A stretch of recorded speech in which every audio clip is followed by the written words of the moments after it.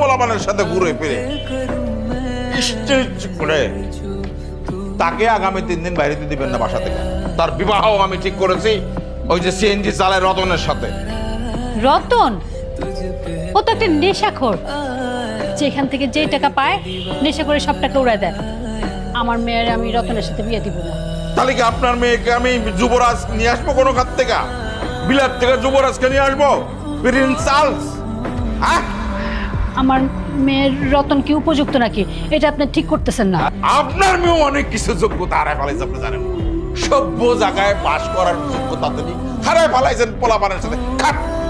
পোলাপানের সাথে বিড়া উনি শেষ করে দিছে। উনি ওনার শুভ বিবাহ ওই রতনের সাথে হবে। এই বাড়িতে আমি অভিভাবক, আমি খাওয়াই, আমি পড়াই, অতএব আর কোনো কথা না।